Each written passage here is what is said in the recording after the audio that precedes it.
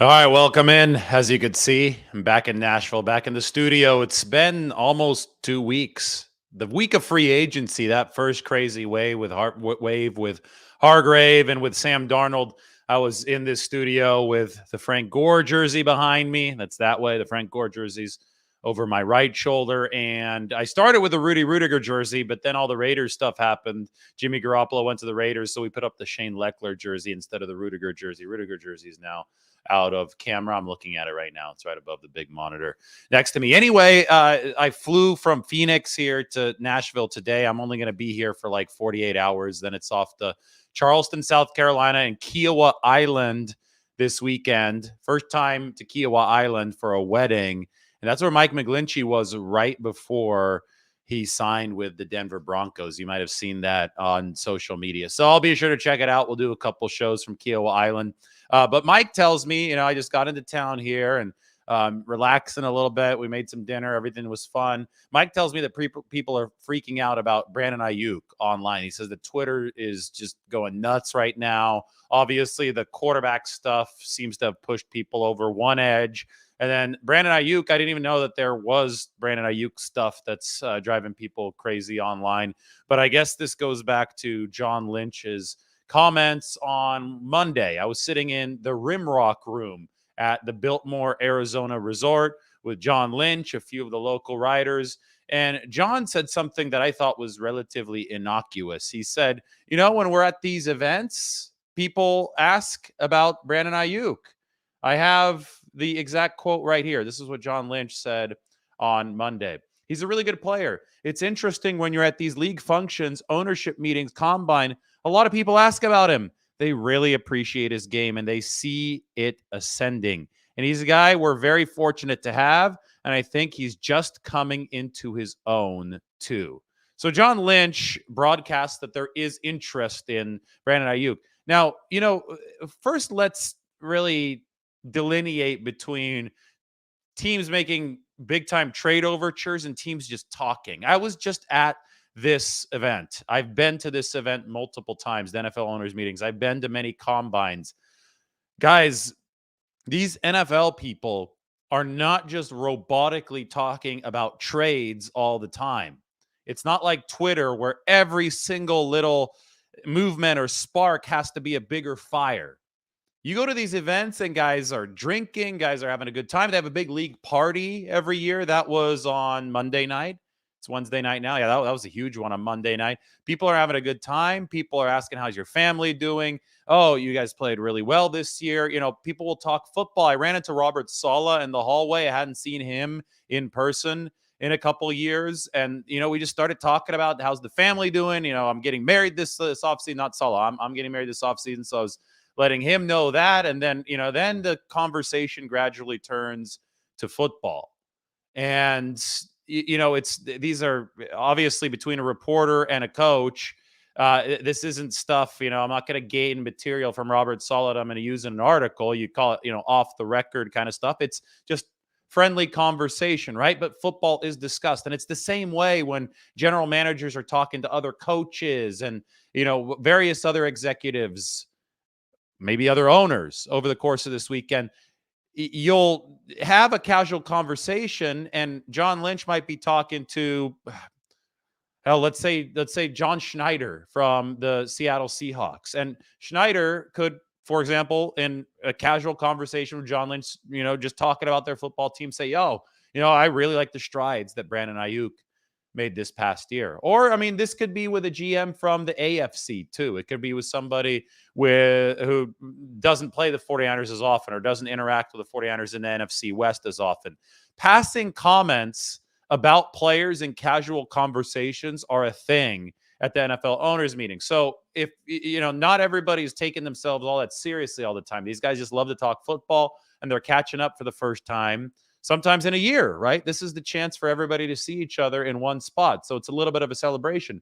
So when you see John Lynch say this, hopefully that provides some context. It's interesting when you're at these league functions, ownership meetings, combine. A lot of people ask about him. They really appreciate his game and they see it ascending. Now, yes, so any ascending player on a cost-effective deal, other teams are going to be interested in acquiring him. Like, that's obvious. It's a business. But I'm just tempering this a little bit by explaining that at these events, players are discussed all the time, and they're not necessarily discussed in these hot button trade negotiation style conversations, right? I think that's really, really important to note right now. So hopefully that gives you a little bit of a scene setter for what happened at the owners' meetings. We should add that John Lynch also said this about Brandon Aiyuk, and this was in the same conversation. This was actually on the record with us, Bay Area reporters in the Rimrock room. He said, I think it's only going to get better. So we're excited about Brandon moving forward with us. So there you go. John Lynch, I think, didn't say anything controversial about Brandon Aiyuk, but people are still taking the part about other teams asking about him as, oh my God, they're about to kick down the door. They're going to grab Brandon Aiyuk and the 49ers won't have him anymore. It's just not how this works. The 49ers, let's put it this way, they are constantly looking for value. How can they maximize the value in this particular situation? By holding on to Brandon Aiyuk and letting him play through the rest of his contract and maybe extending him, or by letting him go if other teams love him so much? Well, let's look at both of the options. If the 49ers are looking to maximize value, let's look at the keep him option. The 49ers currently still have Brandon Aiyuk under contract for at least one more season. And by the day after the draft, they have to decide whether or not to pick up his fifth-year option. That fifth-year option for Brandon Aiyuk would cost $14.1 million. Here is the price for it. $14 million. Let's just call it a flat 14. And let's analyze where exactly that would fall within the rest of receiver salaries. So we go to over the cap. You could check out average per year for receivers. Right now, Brandon Aiyuk's on a rookie deal, so he's not even on anywhere near the remote top of this list. But you look at the fifth-year option, which the 49ers do plan to pick up by that May deadline, so they've got a little bit more than a month. He'd be paid for the 2024 season. That's picking up the option a year in advance, a fully guaranteed $14.1 million. Guys, that would rank way down here. I mean, you see the top of the list: Tyreek Hill, Devontae Adams, DeAndre Hopkins, Cooper Kupp, A.J. Brown, DK Metcalf, big name Stephon Diggs. There's Deebo Samuel. Those are all top 10 paid wide receivers. Well, 14.1 million would rank number 22 for the 2024 season. Why did I bring that up? Well, because the 49ers are constantly looking for value. And right now, Brandon Aiyuk is supremely inexpensive. He's on a rookie contract. And even if they pick up that fifth-year option, he's going to remain inexpensive because that fifth-year option is going to be a number 22 APY. And I can guarantee you that Brandon Aiyuk is a whole lot better than the 22nd best receiver in the league, at least as far as beating man coverage. But overall, he's a whole lot better too. Brandon Aiyuk, as John Lynch said, is an ascending stock right now. And the 49ers have the ability to keep him under contract for at least 2 more seasons at a below market rate. Obviously, that's pending health. He's got to stay healthy, but you can knock on wood for that. I got some wood here. Nobody ever likes to see injuries. If Brandon Aiyuk continues on the trajectory that he's at right now, he's a bargain for the 49ers in the value department for at least the next 2 years. Obviously, he might want an extension next season, but you could still keep his cap hit low next season, kind of like the 49ers are going to do with Nick Bosa, who is scheduled to be on the fifth-year option this year, but he's not going to play on that fifth-year option. You know that they're going to execute an extension before then. So with contractual leverage and contractual control, if you're a 49ers team hunting for value, Brandon Aiyuk will give it to you.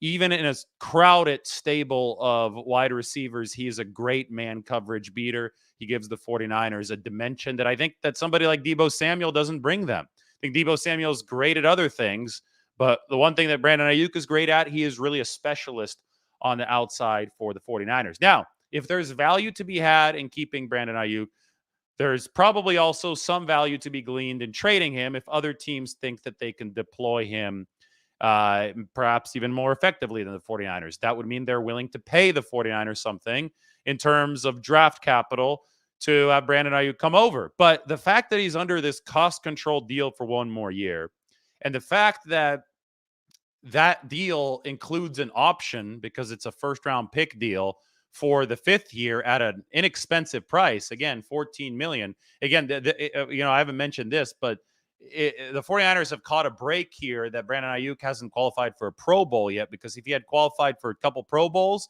this would be 19 million APY. And then all of a sudden, that'd be a little bit harder to negotiate around. But as of right now, 14 million, that's a good price for the 49ers. But anyway, when you have this, this attractive of a contract paired with this attractive of a player, the 49ers, in a search for value in case they'd be interested in parting ways with Brandon Aiyuk, would probably be getting a whole lot in return. So there's this freak out online. Oh my gosh, they're going to lose Aiyuk, whatever. Guys, the 49ers are always going to pursue value. Nobody is untouchable. But the thing is, it's not like they're just going to let him walk out the door if they do decide to trade him for nothing. And I think if we look at what John Lynch is saying about Brandon Aiyuk, they really don't want to trade this guy. This is a player who was integral to a really good offense with multiple weapons, who's the best beater of man coverage that there is, that they have under good contractual control for 2 more seasons. And they can extend him after that. And the cap is growing, and the 49ers, I'm going to talk about the A-list decision-making process in a little bit, because that's the decision-making process that's going to apply to Brandon Aiyuk. But the 49ers obviously cherish this guy on their football team. But, I mean, we also just watched Kyle Shanahan and John Lynch both say that they would trade each other. Shanahan said he'd trade John Lynch, and John Lynch said that he'd trade Kyle Shanahan if a good enough offer arose. We've already seen this happen with DeForest Buckner a few years back, right? The 49ers felt that a good enough offer arose. They got the first-round pick. They used that on Javon Kinlaw. He obviously hasn't been able to fill those shoes, so there is a little bit of, oh boy, what did they do there? But you see the thought process, right? To me, it comes down to this. It comes down to the A-lister test. And I've written about this. It's up on Twitter. I'll put this up on the screen. This is how the 49ers build their roster. 1, they acquire and develop A-list players. 2, they pay those A-list players, and that list can grow as the salary cap does. So if the salary cap is increasing along with league revenues every year, you can fit more and more A-list players under the salary cap umbrella. 3, don't pay B-listers when free agency comes. So you have to determine who's an A-lister that you want to pay and who's a B-lister that you're okay letting walk. And then when those guys do walk, obtain comp picks through departures instead. 4, develop staff that restocks the coaches and gets you more comp picks. And also that coaching staff is what's going to really execute key number 1, and that's acquire and develop more A-list players. So you want a good coaching staff. And then number 5, the 49ers are right here, right now, again, because they had to let some B-listers walk, pick the next A-listers. So the main question, I'll keep this up, a little bit smaller on the side so you can keep on reading these steps and apply them to the thought process regarding Brandon Aiyuk. The main question here is Brandon Aiyuk an A-lister, or the 49ers view him as a potential A-lister, or does he just miss that cut? Is he a B-lister that they think they can replace? For a lot of B-listers, it's an easier decision because you say, hey, they're not going to command more than the 3rd-round pick anyway. Let's just let him play out his contract, and then we'll get that comp pick the next year, and that comp pick will be really fair payback for whatever that player was worth. So, the 49ers, in the case of this past season, they're going to max out at 4 comp picks. I mean, they did last year. They're going to max out at 4 again this next offseason. But guys like Charles Omenihu will net a comp pick. Javon Hargrave will actually cancel one out because they signed him. But you're playing that compensatory formula every year. And if a player who's going to bring back a 3rd-round comp pick is on the verge of leaving, the 49ers probably will say, go ahead and leave. Because if you're only going to attract a 3rd-round pick in return, well, you're probably in the B-list section there on number 3. Don't pay B-listers when free agency comes. Obtain comp picks through departures instead. Now, in the case of Brandon Aiyuk, I think he would command more than a 3rd-round pick. You saw what Devontae Adams fetched. I'm not saying that Brandon Aiyuk's on Devontae Adams' level, but if his stock is rising, if he's at a premium position, outside wide receiver, if he's got good years of contractual control left, he might attract more. You might put him in that DeForest Buckner category where a first round pick might come back to you. So that's when you have to decide if you're the 49ers. If, in the case of DeForest Buckner, people probably say, oh, well, wasn't he an A-lister? Yes, he was. But DeForest Buckner also wasn't drafted by the current regime. DeForest Buckner joined the 49ers in 2016 when Trent Baalke was the GM and Chip Kelly was the coach. The 49ers handpicked Brandon Aiyuk. That's part of this Shanahan Lynch regime. They brought him aboard in 2020. So I think it's a lot more likely that when they look at this list and they determine who's an A-lister, who they re-sign, who they want to keep, who they want to save those piles of cash and that growing salary cap for, Brandon Aiyuk is much more likely to be in number one. Number two, pay the A-list player. Acquire, develop, and pay him. I think that's the trajectory that Brandon Aiyuk is on. You look at John Lynch's quote. I think, this infers that he is on that trajectory as well. So that's, really, I think, how the thought process goes. But because the 49ers are always looking for value, I don't think that a freak out is productive at all, because even if they do deem Brandon Aiyuk to be a B-lister after this season, they're going to get something in return for him, because they're going to trigger that fifth-year option, right? And that fifth-year option is going to be a valuable price for a player as productive as Brandon Aiyuk.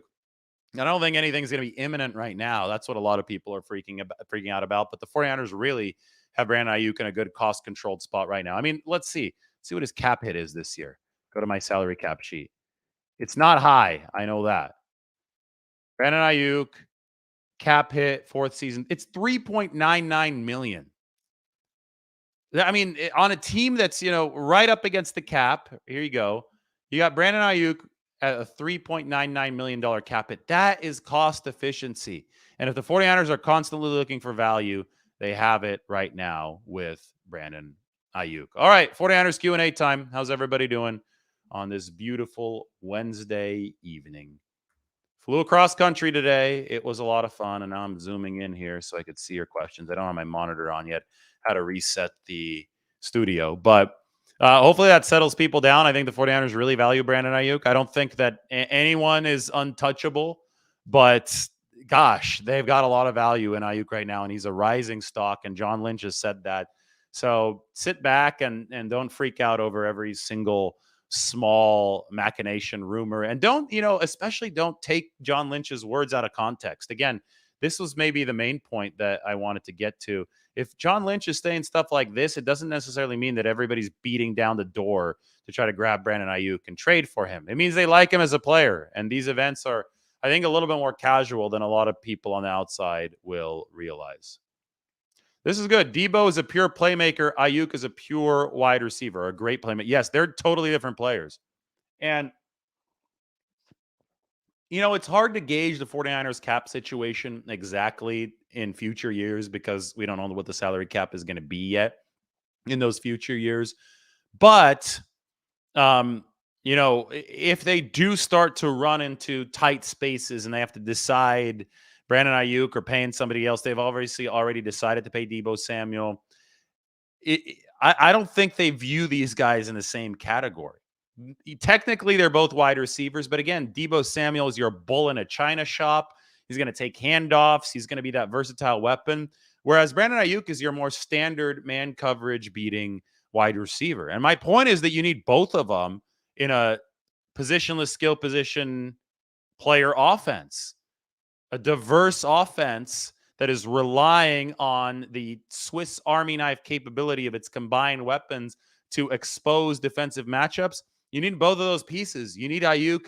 You need Deebo Samuel. I don't think that it's a one or the other kind of mentality. I think the 49ers are thinking we need both of these guys, and they're hoping that the cap grows enough and that Brandon Aiyuk continues developing into a firm A-list player so that they can retain him. Now, if he takes a step back this season, if he gets hurt this season, that's why the 49ers typically don't pay guys until there's only a year left on their contract. And with that fifth-year option, the 49ers will have 2 more years starting this season with Brandon Aiyuk. So there's a whole season that you can let play out moving forward. All right, let's get some good questions in, everybody. I am ready for you.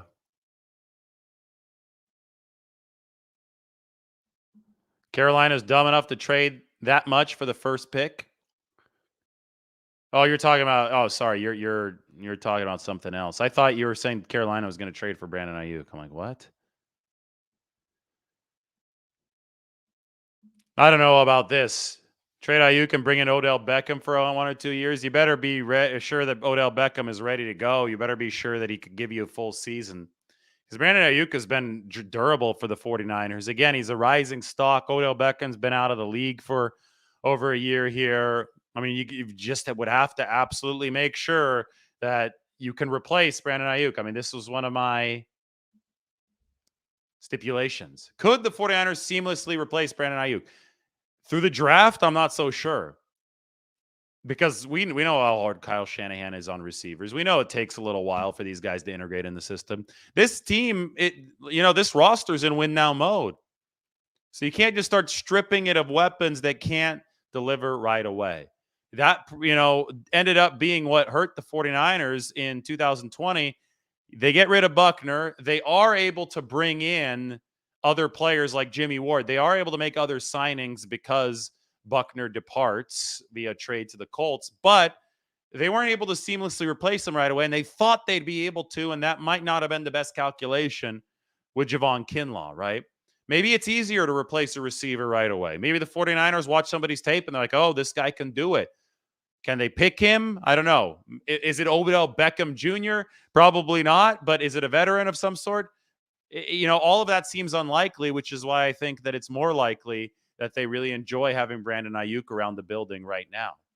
Sometimes the simplest answer is the right one, and the simplest answer in this case seems to be to pay Brandon Aiyuk the money that's on his contract, which is a very cost-efficient way to have a receiver who's excellent at beating man coverage. Jennings reminds Joseph of J.J. Stokes.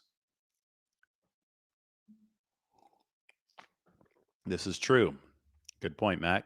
Jennings is a big slot. B.A. is a true outside receiver.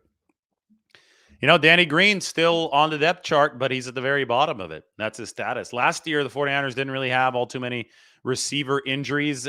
Green did get some time when Deebo Samuel was out, but for the most part, they stayed healthy and they stayed deep in that receiver room. And Danny Gray never, sorry. Did I just say Danny Green? It's Danny Gray. I'm reading off of your comment. It's Danny Gray. It's not Danny Green. Wanted a championship there with the San Antonio Spurs. In his prime, that guy could shoot some threes. But Danny Gray, not Danny Green, is lower on the depth chart. Will he get an opportunity this year? We shall see. Yeah, funny. I get it. It's great.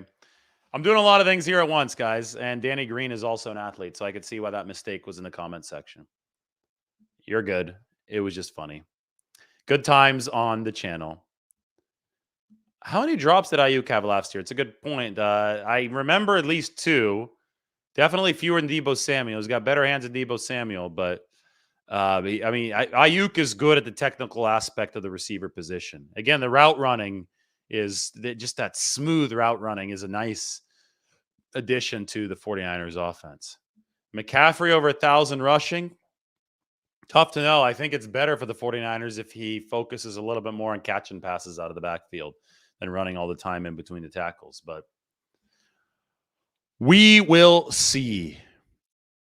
Yeah, I do remember a couple from Brandon Aiyuk. There was one, I think, against the Falcons, I want to say.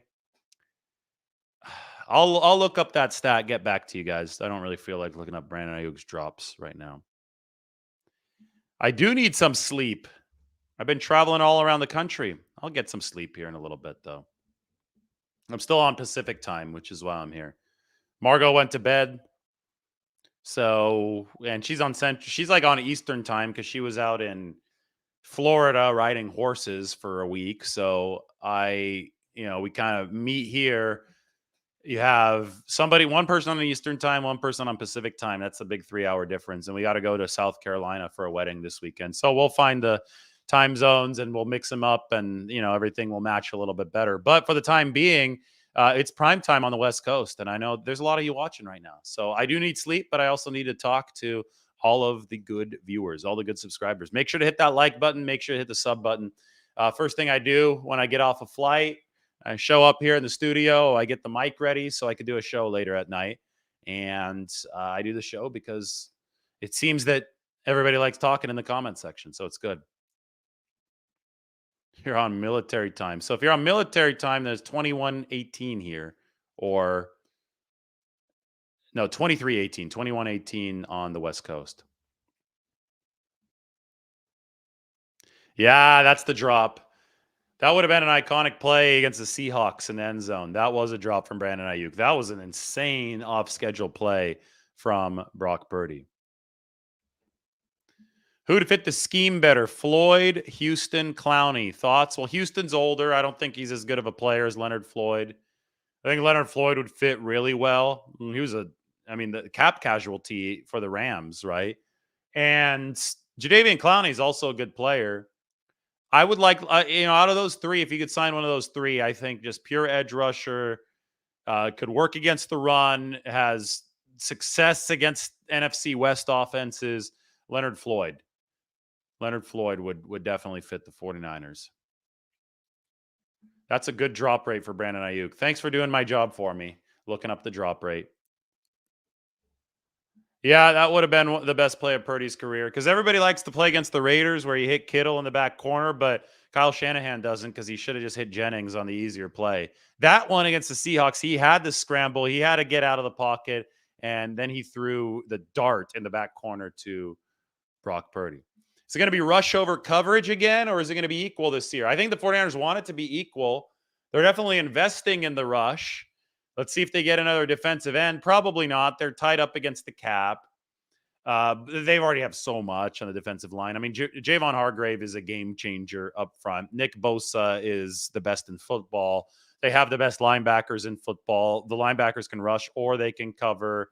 Obviously, Armstead is up front. Drake Jackson, they're hoping for that second year boost from him. They've got a loaded front seven. Tolano Hufanga, breakout year last year. Tashawn Gibson at safety, he was really good.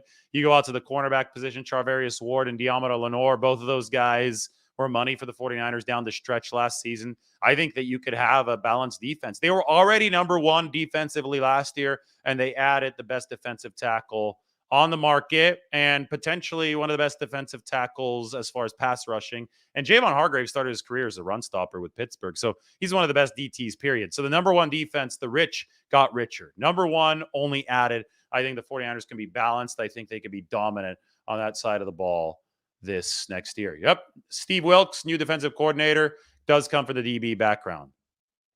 I actually have predicted that Robbie Gould will stay. I don't know if I'm going to be right, but I have predicted he will stay. And it might be notable that John Lynch, he took 5-6 minutes discussing and thanking the players who have left the 49ers.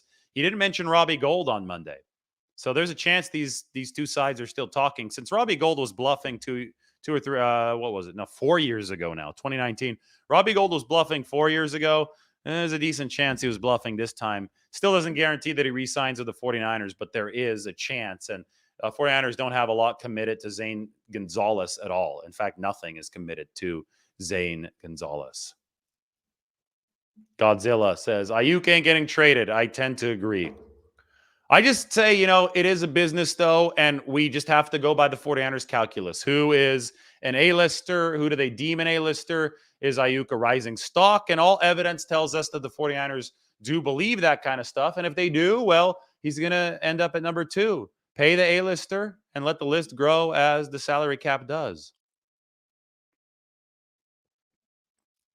Do I get more excited about the 49ers offense or defense? Well, the defense is the number one unit in the league, and they added Javon Hargrave. So that's exciting. But this is a powerhouse roster, right? The defense is number one. The offense, well, you look at it and you see all those skill position players. You see intrigue at the quarterback position, right? Purdy, Lance, Darnold.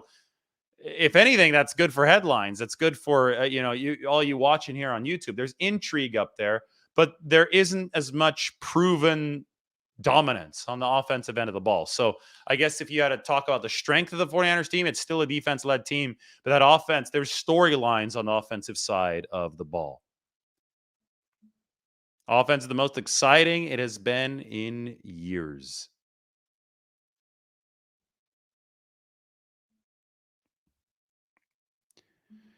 If Robbie Gold leaves, that'll be a big blow in regards to having a consistent kicker to pull out a game or so. Yeah, that's why I think the 49ers don't want to burn that bridge just yet. And I think Robbie Gold has every reason to think about returning to the 49ers if he wants to be in the Hall of Fame, if he wants to win games, if he wants to have a chance to make big kicks. So it could be a mutually beneficial agreement to bring the 41-year-old aboard for at least another year.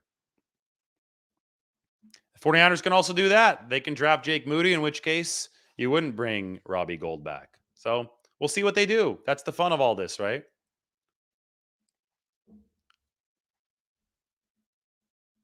McCaffrey did give the offense a huge boost. All right, so tomorrow I'm going to get the new iPhone. Maybe that improves our video quality even more. I think we generally have good video quality on this channel. Good sound quality too. New mic right here. I've had it for a while. New iPhone. Laundry's already being done. We had a quick turnaround. The past 2 weeks have been Nashville to Fresno, Fresno to Shaver, Shaver to Visalia. Flew from Fresno, so Visalia, Fresno to Vegas. Bachelor party, Vegas to Phoenix, NFL owners meetings, Phoenix to Nashville. So now we quickly regroup, and it's going to be Charleston, South Carolina, and then a little bit in Nashville. So good Nashville food coming for you next couple of weeks. Charleston food for you coming on Friday, Kiowa Island, and then Bay Area. I think I'll be back in mid-April. Yeah, Bay Area mid-April. Oh boy, there's a lot of fun stuff coming up. I can't wait to kind of go through all of it here over the next few weeks, and then the draft at the end of April. So we are officially entering draft season right now, I have to say. And that's, some of the work that I did in Phoenix. I'm really trying to take free agency.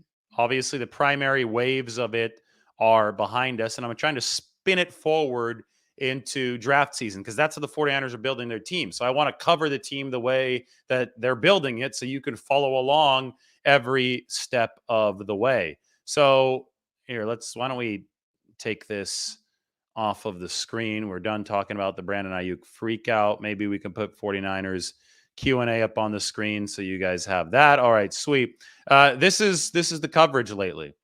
So 7 takeaways from the owners' meetings, Brock Purdy and beyond. I mean, you could just go to my author page and you could sign up for any of the articles. We're running $1 a month right now on The Athletic, so go ahead and check it out. That is in the comment section. Maybe I put that in the description later unless Mike beats me to it. But, that's my illustration. I'm showing you how the cap is working for the 49ers. I'm showing you how this depth chart is filling out for the 49ers. We can pop this sucker open up on the screen. 65 players right now, 25 slots still left to fill. When you talk about Brandon Aiyuk, I know that he was at the top of the video. You would obviously have to have a really good replacement for him if he's somehow moved on. So I just wouldn't really freak out about that. The 49ers are looking for value when they strive to fill out this sheet. And that's why I have the corresponding cap sheet right now. About $3 million in cap space on the 53-man. About, I think, $4 million in cap space with the top 51 rule for the 49ers. Draft class is going to come cheap this year, 1.05 million, maybe even less as the top 51 displacement grows bigger over the course of all these free agent signings. But 49ers are set up financially to be able to go after it this year. What happens if Trey Lance gets beat out by Sam Darnold? Well, and Sam Darnold, another number 3 overall pick, plays for the 49ers. Great. Unless you're a Trey Lance fanboy. I mean, it's like, guys, yes, the 49ers spent a lot on Trey Lance, but that happened in 2021. That's called sunk cost fallacy. Do people know what sunk cost fallacy means? Here, let's read the definition of sunk cost fallacy. The phenomenon whereby a person is reluctant to abandon a strategy or course of action because they have invested heavily in it, even when it is clear that abandonment would be more beneficial. So if Sam Darnold beats out Trey Lance, I think abandonment would be more beneficial. Abandonment of these hopes that Trey Lance is going to be the 49ers franchise QB star of the future. Maybe not abandonment of him in a backup role, and he's still under his rookie contract. But anyway, who cares if Darnold beats out Lance? Like, let's just let this play out, because at this point, there is nothing owed to Trey Lance. Yeah, I get it. Last year, he started because you invested so much in him. You just want to see what you have. But if whatever outside influences that have taken over here, one was Brock Purdy unexpectedly showing up and dominating for the 49ers last year. Trey Lance obviously getting hurt. That was also an outside occurrence that derailed the plans. If whatever has happened to create a situation in which Trey Lance is no longer the optimal play moving forward, the 49ers cannot think in terms of the way that Twitter is thinking right now, in terms of protecting a sunk cost. Just because they poured a lot into Trey Lance in 2021 doesn't mean they should be pouring a lot into him in 2023. The resources are already gone. So you have to act with what's better in the now moving forward. And I think a lot of people don't understand that. They don't grasp that. And that's what sunk cost fallacy is. Humans actually are wired to subscribe to sunk cost fallacy. When we've invested a lot in something, we want to continue pouring resources into it. But smart business leadership means that if this happened, if Sam Darnold is way better than Trey Lance, smart business leadership, which I think the 49ers are trying to subscribe to, means that you're like, okay, that's great. Sam Darnold's an asset too. One of our assets did better. One of the assets did worse. Let's move forward with that in mind.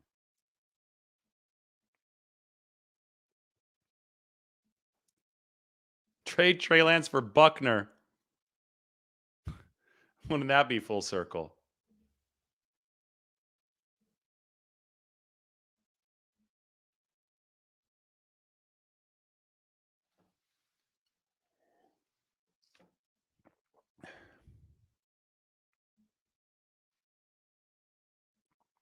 Frank Saldivar thinks the best QB for the 49ers is now on the Raiders. Yeah, I mean, Garoppolo is better than, but also here, right now, yes, Garoppolo is better than the quarterbacks the 49ers have. But Garoppolo is also significantly more expensive. If you carry Garoppolo, you wouldn't be able to carry other players. You wouldn't have been able to sign Javon Hargrave for sure. You have to replenish the roster in an efficient fashion. And it's one of those things where I bring this up a lot. You've got the darts, right? Every QB is a dart. Darnold, Lance, Brock Purdy. Throw the darts up against the wall. One of them is going to hit near the bullseye if you manage it right. That's the hope for the 49ers. And if it hits near the bullseye, well, either way, you start at this. All three of those QBs cost less than Jimmy Garoppolo. All three of them combined cost less than Jimmy Garoppolo, right? $14.1 million combined cap hit this year.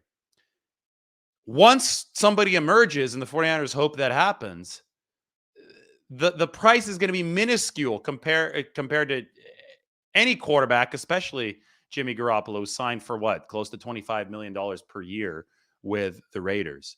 So you're always striving to develop and acquire at an efficient cost so that way you can get that production at a price that is so manageable that you can continue to field the best roster in football overall. That's just kind of how it works. It's a business. It's a business, and the 49ers are trying to be at the cutting edge of it. And I think so far they've done a really good job building a nice roster. Now they're just trying to get over that final hump.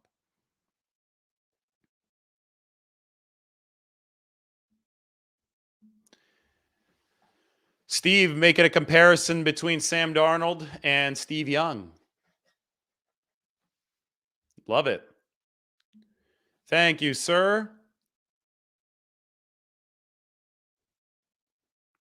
You want to take some shots together? That's awesome.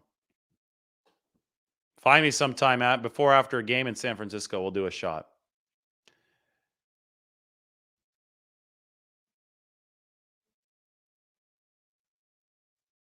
Frank continues to make his case for Jimmy Garoppolo. Now, you have to remember, some contracts are going to be easier to backload than others, too. So it's hard to do. It's a little apples and oranges with his contract. But Frank, his point is that It's 21 million a year for Hargrave. Garoppolo was around there, maybe a little bit less with the not likely to be earned incentives. And he says that QB is the most important position in sports. I get it. It was the great trade-off for the 49ers. But they made the decision already in 2021 that they were going to go cheap quarterback room to try to load the rest of the roster. That's the decision and that's the course of action that they've had to live with here. And Jimmy Garoppolo obviously prolonged the period that they were going with a more experienced veteran quarterback than I think was initially expected because of the cheaper deal that he came back on in 2022. But that's the strategy. That's what the 49ers are doing. I'm just here to explain it. And they've got 3 darts right now in the quarterback room. Maybe they add a 4th through the draft. One of those has got to hit. As far as what are they going to have to pay Purdy? Well, the good news is they don't have to pay Purdy yet. Purdy's not even counting against the cap right now. He's outside of the top 51. I made a video on that this morning. That's remarkable to me. They're paying him $889,000 on the cap this year. So for now, you ride that wave. You say, hey, we got the rookie quarterback deal between Purdy, Lance, and Sam Darnold, who's not making all that much. It's mainly incentives, not likely to be earned incentives for Sam Darnold. You roll with it, and you bring in guys like Javon Hargrave, and you have fun. You're able to extend players like Deebo Samuel. You're going to give Nick Bosa a big contract this offseason. That's the 49ers' chosen path, a cost-efficient quarterback room with a loaded roster, one that's dripping with money, big signing bonuses. They pay the A-listers, right? And we'll see who the next A-lister to pay is. Maybe it's Brandon Aiyuk, who we talked about at the top of this video. Somebody wants to clone Dre Greenlaw. They have Greenlaw at a good deal. Greenlaw might have made more money had he waited to re-sign after the season. But he signed early, maybe a discount for the 49ers.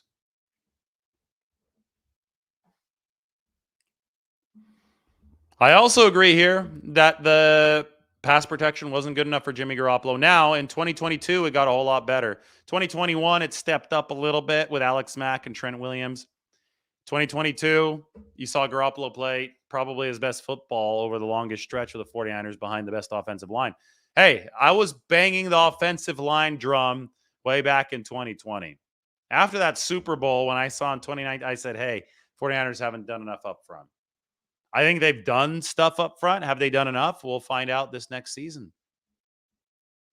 Frank does like himself some Jimmy Garoppolo.